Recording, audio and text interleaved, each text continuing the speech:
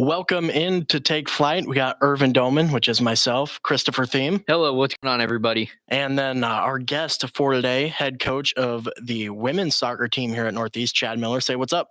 What's up? Thanks for having me. You bet. So we'll get right into it. We're going to talk how your kind of career path has led to where you're at. So if people are listening and don't know, you were the head coach of both programs for how many years? I believe it was 5 years. So 5 years you were taking on both the women's and men's soccer teams. Tell me how busy that was, what it was like, and how you kind of handled two different groups of people at the same time. Yeah, it was definitely busy. It's just a constant running around and trying to figure things out. The biggest thing for us is what changes do we make every single time and after every game, and just to keep all that organized and try to figure out what do we need to change on the women's side, what do we need to change on the men's side. It was a lot. It was a lot to try to figure out every single day. Once season's over, then what changes do we make going in? And nothing's it's not the same. So even when we set up practices and things like that, you think, oh, we could just do the same practice drills every single day and practice plans, but that's not how it works out. Each team needs a certain push on a particular thing, so that's what we focus on, and so it's a constant change. I'd say the hardest thing was just a mental exhaustion, just the constant thinking. Hard to lay your head down at night and sleep and not think about one of the teams, trying to figure out, okay, what do we need to fix? What do we need to do? That was probably more than anything physical. It was all the mental side of it. Yeah, coaching can be super stressful, and you look at coaches that just have to deal with one team. It's like, oh, now multiply that by two. But was there ever a time where you kind of got like in your head like confused about, oh, I was going to work on this with one, and then I got confused and tried to do it with the other, or like switch coaching plans, or were you pretty organized when it came to that stuff? Oh, I think I can't say that it never happened. I definitely think it probably did. Just what was our focus supposed to be for the next day? And, there were times where they come pretty close together. It's like, oh, defense, we really need to focus on this. But what part of the defense do we need to focus on? Is it our movement, or is it, how we pressure the ball, things like that? So easy enough to get confused in there. But for the most part, I thought we kept it pretty organized and understood what we wanted to work on. My assistant coaches did a fabulous job helping out, keeping me on track. If it wasn't for them, who knows? I might have buried my head a long time ago. But so I'm very thankful for them. But yeah, it was great. Yeah, you might have gone a little crazy. That might have been just a little too much to handle. And one question I always like to ask coaches, because I find it interesting to dig into philosophy of things, is what kind of philosophy you go by when coaching. I know Dan Anderson, when I sat down with him, he said he's like, if I had him describe it in one word and then kind of detail it, and he was like caring. And then when I had Coach Potter on last week, he said, the work in the off season kind of leads to the success during the season, something along those lines. And that's kind of the philosophy he goes by. And so I just kind of want to get yours. And does it vary from team to team? So, like when you were coaching both squads, did you have a mindset going into the men's team and a mindset going into the women's team? Because they do kind of, they defer on what they need. Yeah, definitely. I mean, family is a big thing for me when it comes to teams, and especially on the women's side, they have to find that bond and to be able to play together and stick together. So, does it change every team? Yeah, kind of. Like we always focus on family at the beginning of season. Our whole first week of season is all about putting the team together and bonding and becoming a family and getting to know each other. That's our whole focus on the women's side. But each team is a little different, so it might adjust what our focus actually is. Now, one might be more on focused on just team together and stuff like that. And others are just like, how do we play on the field and how do things mesh together? But then on the guys' side, yeah, it's completely different, I feel, because family's still important, but guys, once they step on the field, they just seem to be a unit, and that's all they care about. So they're just ready to play. So then, how do we put that together in a meaningful competition where we're battling for each other and not just for ourselves? So there's two completely different areas. The women's side, they want to win for the team. It seems like on the men's side, we're uh, much more egotistical, I would say. And Mhm. so we like to battle for ourselves. And so can we on the women's side, can we push it to a family oriented where we fight for each other, but yet we all know we're there? And then on the men's side, hey, we're all great players, but can we put this together in one unit and play as a team and win for each other? So it's definitely two reverse psychology type of setups. But yeah, I mean, I thought it worked out pretty good. We could have done better a few times, but it's how it worked out. Yeah, I mean that you take things how they go, and it's obviously there's difference between male and female and how you compete and what kind of lights that fire under you.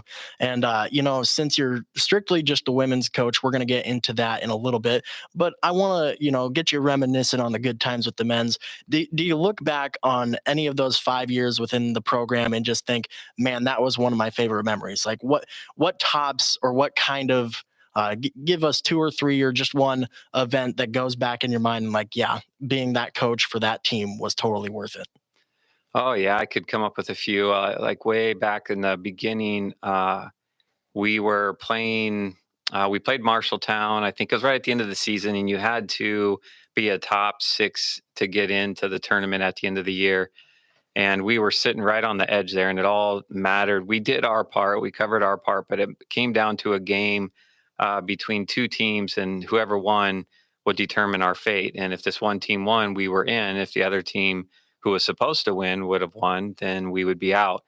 And I was at home on the couch watching the live stream of it and not really wondering what the guys were doing. I was just kind of keeping track for ourselves and know what we have to prepare for. Well, at the end of that game, the team that was the underdog won, which put us through into the tournament. And right away, my phone just started lighting up, and the guys were running through the hallways in the dorm screaming. And I mean, you'd think that we just won some huge tournament, but that was really a big emotional part because watching these guys and how excited they were, and I think that was maybe the first year I took over, and they were just running through the hall screaming that we're in the tournament, we're in the tournament. Like they were just so pumped, and they knew we were going to play the number one seed in the tournament, but they didn't care. Like the whole point was just to make it. So that's something I'll never forget because they were taking videos as they were running through there, and it was quite enjoyable, even though I was just sitting on my couch. Another time, we've had a couple good ones. We had a late last second, 30 seconds left in the game, free kick that one of our players struck and it went in, and that gave us the game winning goal. That was huge. In overtime this past season, we beat a high ranked team in overtime. Um, Very unexpected, but they were ranked, I think, top five in the nation, and they came here to play us, and we played really well the whole first 90 minutes, and then we went into OT and made a couple subs there and towards the end and got a goal, and it was just pure heart that they got that goal. So that was definitely a great experience to say that we did that too. Yeah, a lot of good memories from it. Hey, that's what makes coaching worth it. You can look back, you know, 5, 10 years after you're done with the whole thing, retired, hanging out with the fam, and you're like, man, I remember that time where, all those kids were just freaking out because the underdog won and we got in. And, we may have had to play the toughest team, but it didn't matter because they were just happy that they got in. And that's one of the things that I thought about when I, was trying to decide what I wanted to be when growing up, because coaching crossed my mind.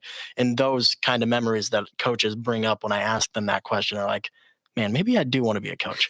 But either way, we're going to transition into some women's talk because that's where you're going to be at now. And very successful program that you're operating. Why do you think it's so successful, and what do you expect from next season? Well, yeah, they've been very successful. I've been very fortunate. The players that we've had come in here, I mean, they're committed. They come in, they're ready to go. Yeah, I mean, I can't commend them enough. We've just been very fortunate to have so much talent come through, and and they work with us. They put it together. They build the family. They do everything that we try to push them to do, and they just create something amazing. So, yeah, yeah, I can't be. I'm blessed. The talent that we've had come through has just been amazing, and hopefully we can continue doing that. Um, it works. We get them here on campus. We get them here for a visit. They see it. They love it, and that's kind of what does it for us. And so I'm blessed to have such great players come through. Going into this next year, we lost some great players. Obviously, it's 2-year college, so we go through this, all the time. Um, but yeah, we lost some players that came back for a third season due to COVID. So it was really nice having that third year player, a couple of those third year players here because they're basically veterans at this point, and so that's a big deal when you are transitioning those players out to play at another level, and bringing in a lot of players. So we have a very talented, committed group returning. So that's exciting. And then we wanted to piece, together with them, another successful recruiting run. And we do have some talent coming in. I feel they're talented, but nothing ever determines anything until once they get here and we get on the pitch and we start playing some soccer, and then we can kind of try to put it together. That's kind of where it starts showing. I'd like to say, oh yeah, we're going to be successful again, but that's never the case. I just Yep. don't feel that that's the way it works. I think once we get here and we have a few practices and maybe a week or two under our belt, then maybe we can start seeing how that's going to unfold. Yeah, and like you said, you'd like to say that you're going to be successful, but the stars and the ratings that 27 or 24/7 Sports comes out with, or wherever you get your rankings from, don't necessarily matter. You look at the breakdown of athletes all over the place, and it's like some of these guys and girls were 2 stars, 1 stars. They weren't even ranked. Like that doesn't matter. It's like what you can produce when you step out on the field. And talking about kind of what happened on the field last year, and I was kind of reading up, and you received Coach of the Year. Am I correct with that? Yeah, yeah. The team. Yeah, the team got me that honor. Yeah, if it wasn't for those girls, there's no way I get it. But yeah, so because of how well they did, they were successful. They won the region and then won the district championship. So yeah, because of that, that's why I got that. There you go. I mean, hey, you can't do it all by yourself. You got to have a little bit of help. Especially you mentioned your coaching staff earlier from Yes. each squad. You might have lost your mind and went insane. But talking a little bit about recruiting, we're not going to go very in depth here. But when you see those third year players leave, and you have to have new players come and fill the shoes of those veterans that you had on your team, what kind of leadership characteristics do you look for in players that can possibly be that team captain type role? What do they have to do to kind of earn that respect in your eyes? Yeah, that's a good question because every year it's just different. One year we picked our captains based off of personalities. How are they on the field? How are they off the field? And I wanted to pick every different personality for a captain that I possibly could. So with all the new players coming in, I would feel like they had somebody to go to. So if they're a very quiet person, yeah, great. We have a captain that's very quiet. So that would be somebody to talk to. If they're very vocal on the field, yeah, this person over here, she's our captain. She's vocal on the field. Are they vocal off the field but quiet on the field? Yep, we got one over here. Are they always happy? Yep, we got this captain. So we typically have four, and so then this fourth captain is really happy all the time, and so anybody could reach out to her. So that year, we felt that that was going to be the best way to go. That way, we had every single player's emotions covered, and they always had somebody to relate to. Then the next year, not so much that, we didn't feel like we had that many different personalities on there. We thought we had a lot that were very similar. So, we picked out a few, but it's more of a person who's a leader. It's not how much they talk or anything like that, but leader by example. They might work hard in practice. They might say some things here and there, but there's just a different side of them that can support the team when things get hard. Can they carry us along and things like that? So that's a hard question. It's one that we approach every single year with a different vision going in, and we never have a set plan on how we're going to do it. We kind of just Coach Lauren and I sit there and talk, and we get together, and we're like, yeah, these two would be really good, and then we just kind of piece it together from there. Absolutely love that answer because being part of sports teams growing up, my freshman year team of varsity football was a lot different than my senior year team, and how we acted and how we prepared. And so you kind of have to take that into consideration of how you're gonna put people in leadership positions. If it's a very serious team, you're going to want serious leaders. If it's kind of a team that, obviously you want to be serious at all levels, but if you got a lot of goofy personalities and they like to have fun and celebrate, you don't want people that are so stern and strict up top leading it. So I like how much thought you put into that. In my final question before I turn it over to Chris here to ask maybe some X's and O's or Ronaldo Messi question or something like that, I want to get if you have to wrap up your philosophy, like I always ask this, in one phrase, one sentence. And I know you said family, so that might be your answer. Why? What would it be, and why? And how do you think it elevates your team? Yeah, I mean, I there's two words that pop out in my mind, and it's family and character, because those two things, we recruit and we look for players based off of those things. So, we might find somebody who's extremely athletic and very good at what she does, but if her character doesn't fit what we have and what we're trying to build here, then a lot of times we'll turn the other way and see if we can find somebody else. Um, but yeah, those two things. I mean, we want to build a family here, and we want everybody to be able to rely on each other when it's needed. But then character is a huge thing for us. What kind of character are we bringing? We want to have great character on and off the field. We want to show respect to everybody. Nothing's given, in this conference, and we've been very blessed the last couple of years. We've won our region both years, but that's not always going to be the case. So, character is huge for us, and can we come in and just try to earn what we can do, and everything in the past is in the past, but can we build from this very moment and see if we can, create something great for this next group? Family and character. Absolutely Yep. love that. And I'm going to turn it over to Chris now. If you have any questions, ask Um, him. If you don't, that's fine. We can transition, but I will let you have the floor. okay. So, in this season last year, you guys had an incredible year. What was kind of your message to the girls after that season ended at nationals? Oh yeah, well that's a good question. That brings back a lot. You know, it's so cliche to say, yeah, great season. Tough way to go out. Um, Being able to go to nationals is just incredible. I mean, I so happy for them, and you can't at that moment tell them, not everybody gets to be here, but tough loss, great season, because at that moment they just don't care. Yep. They're not walking away with the trophy, so it's one of those things that's going to take some time to heal up.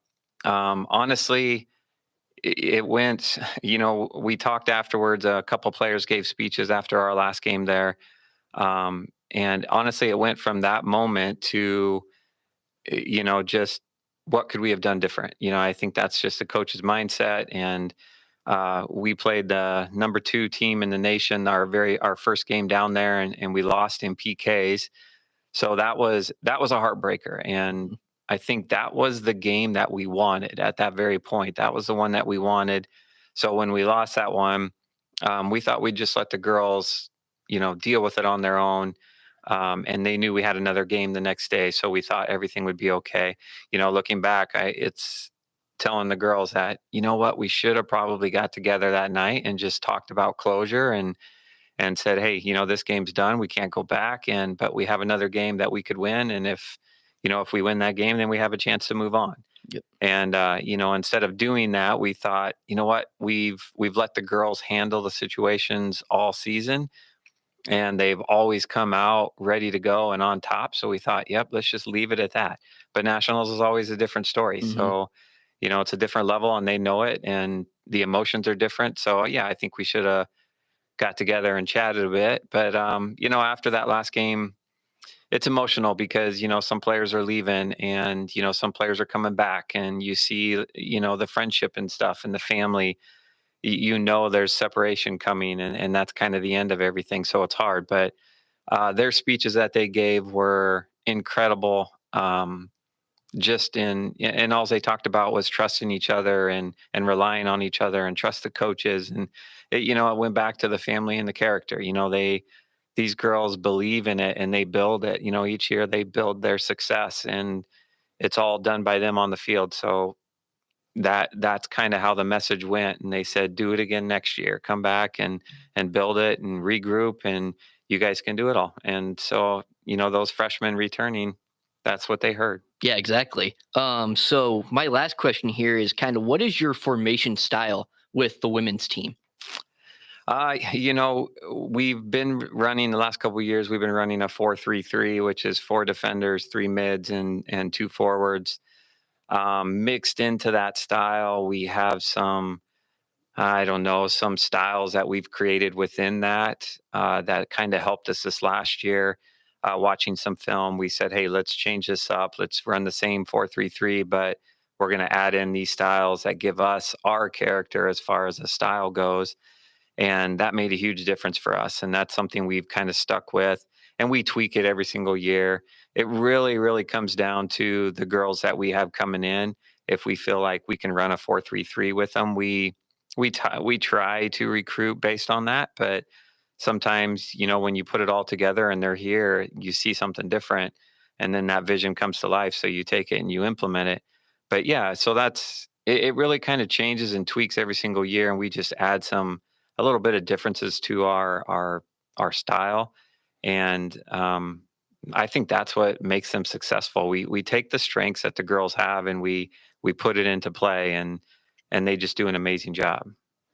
All right. Well, I think we're going to wrap up this segment here. We appreciate you stopping by, talking some soccer, men's and women's, and wish you the best of luck next season. And hopefully, I know both of us graduate in May, but hopefully we get a return and kind Yeah, of watch hopefully. your success.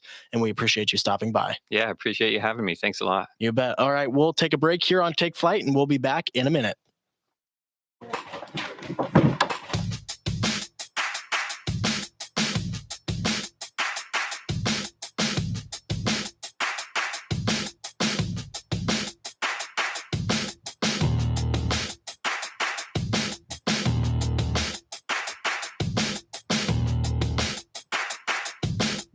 Second.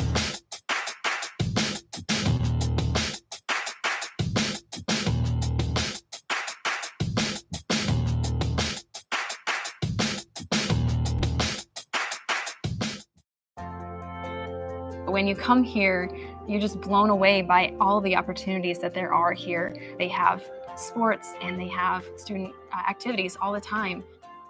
There are so many things to do. I came out with a lot of friends, a lot of experiences that I never would have done.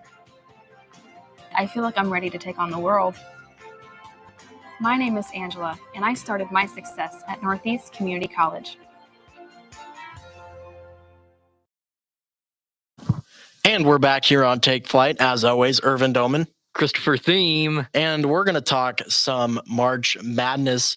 And, it's interesting. As we sit here and we're in this Take Flight bracket competition, I've done math. I have analytically analyzed, broke down every Dang. possible scenario. Analytic. And at this table, either you're going to win or I'm going to win.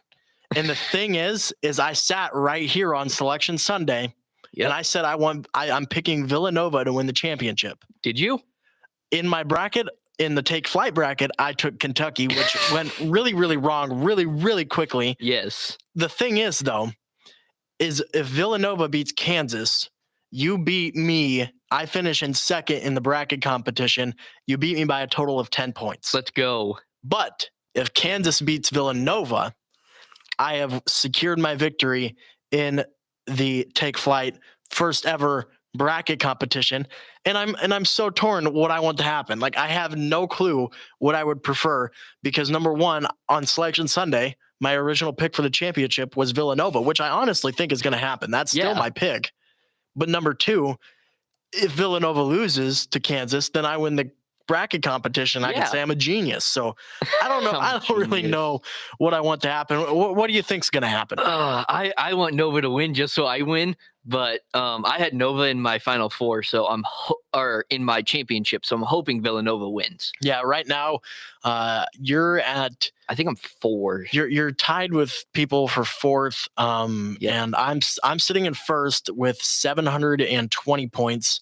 So that's going to put you at 570, because if you add the 160, that puts you at 730, right above my 720. So I'm like, Let's go. I don't know what to think about it, because I'm like, well, I don't know if it's like a win-win or a lose-lose, because if Kansas wins, then I don't look like an idiot, because a lot Yeah. of people pick Gonzaga. Literally almost everyone in our bracket competition picked I Gonzaga picked to win. Gonzaga and they choked. And they've lost to Arkansas, and I mean I picked Kentucky and they lost to the Peacocks, and it's like Let's go, St. Peter's. I mean I was a St. Peter's fan for a while there until they ended up meeting North Carolina, but I'm still gonna roll with Villanova to win the championship. Yep.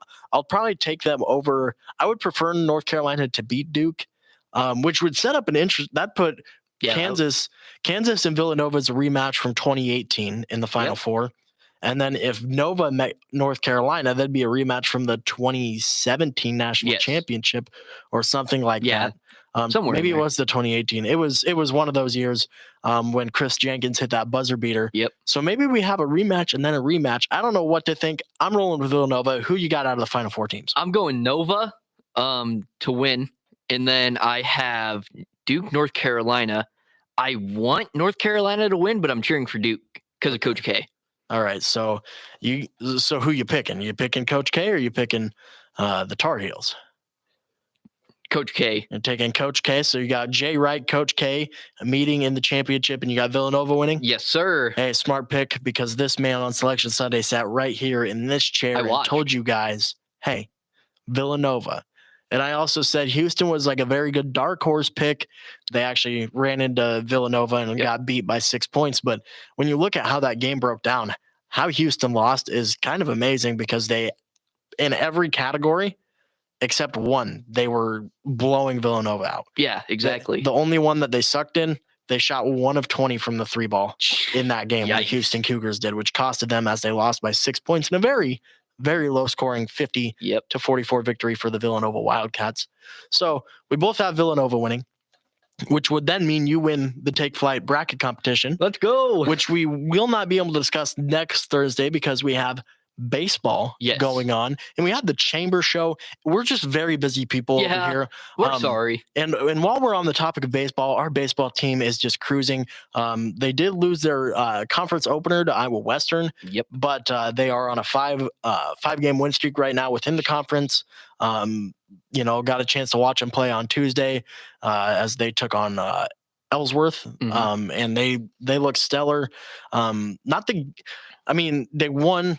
They looked good, I guess would be the way to say it. They won both games. Little shaky at times. I tried to talk to Jarrett because he actually came in and called half of the second game, and talked to him for a little bit in between innings. I was like, what do you think our biggest flaw in this team is? And he was just talking a little bit of the pitching depth because of some injuries that the team is going through right now. Mhm. So I was like, that's an interesting take. I like it. The big issue in that game, those games on Tuesday for me, was from watching it, they could hit the ball, but they couldn't put it in play. It wouldn't stay on the ground. It wouldn't land. Yeah. It was just going far and then just pop up, outs pretty easily. In fact, that put Moist was the pitcher for Ellsworth. He pitched 8 innings of that game Wow. because it went into extras. The first game was only supposed to go 7. It went to 8, and he pitched 8 innings. And I'm like, if that doesn't show you how, I'm sure his arm was pretty tired at that oh point, yeah. but like if that doesn't give an indication of how many pitches he didn't have to throw because they were just popping out Yeah. on the second exactly. pitch and getting out and not forcing him to throw 6-7 pitches at an at bat. So all I can tell you is that they're looking good. They're going to be back in action this weekend, home games. I'll figure that out for you. I should have had this pulled up. I need to be a little more prepared, I You suppose. do. But Jeez, come on, sports, men's, baseball, we're getting there. As we get ready to wrap up the show here, our softball team also played as well on Tuesday. We'll talk about that in a second. We play against Marshalltown on Saturday, April 2nd, doubleheader, and then Sunday, April 3rd, just one game. So that is the games we have going on this weekend. And I would expect the Hawks to kind of come out and do what they've done all year and stack up some victories, as they are currently 25-3 on the year. Dang. And looking at the softball schedule, we have the Lady Hawks with a couple of victories over Southeast on Tuesday, 8-6 and 14-6, and in some rainy conditions as well. So commend them for being able to play through the weather conditions and get some victories. And coming up on Saturday for those girls, they're taking on Iowa Lakes at Iowa Lakes. So That'll be a good game. some Hawks sports going on. March Madness coming to an end on Monday. And like I said, we will not be here on Thursday to do a show. So bragging rights will have to wait for the following Thursday. And if I win, I will be giving you so much crap. Hey, you know No, what? I won't I'll actually. sit right here and say I had Villanova from the start. I'm a genius. I just, was trying to be humble and not win the competition. That's all. Okay. I got you.